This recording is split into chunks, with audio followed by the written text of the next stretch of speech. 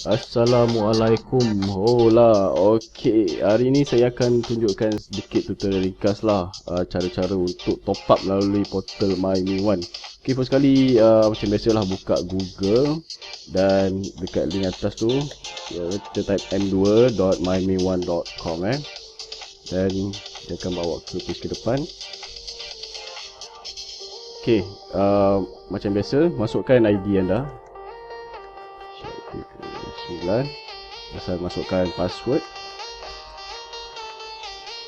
dan masukkan security code. Okey, 29 628 91. Okey, dan login. Okey, setelah anda login, dia akan bawa ke muka hadapan dashboard. Okey, di mana di dashboard ni dia ada atas link atas ni ada dashboard, personal profile, personal center dan ada purchase lah. Okey, so untuk top up anda klik pada purchase dan anda pilih prepaid reload.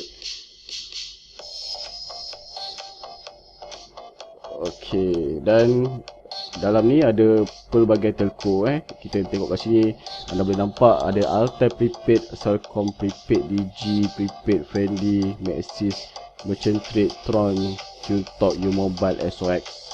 Semua ada Okey, so untuk tutorial hari ni saya bagi contoh saya nak top up untuk Altel Altel untuk info saya.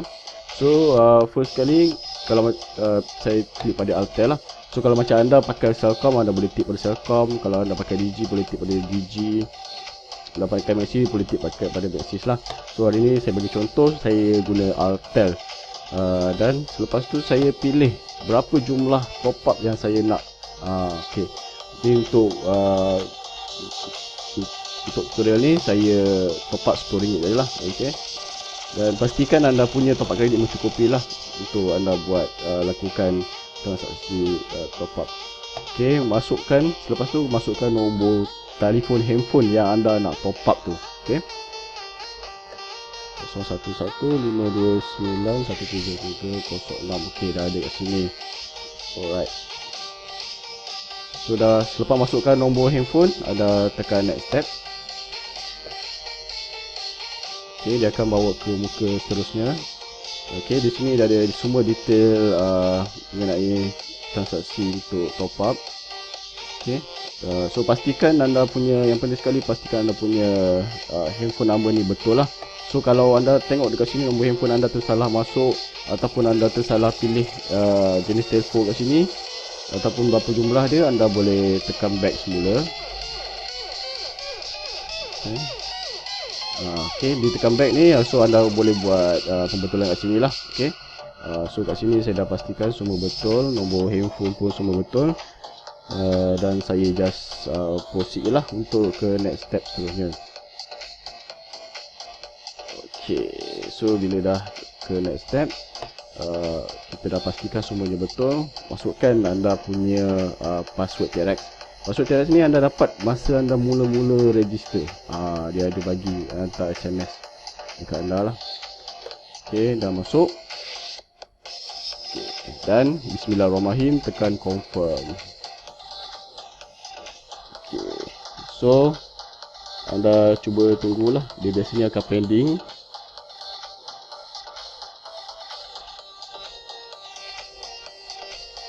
Okay, anda biasanya memang dia ambil masa jugalah. Kita check.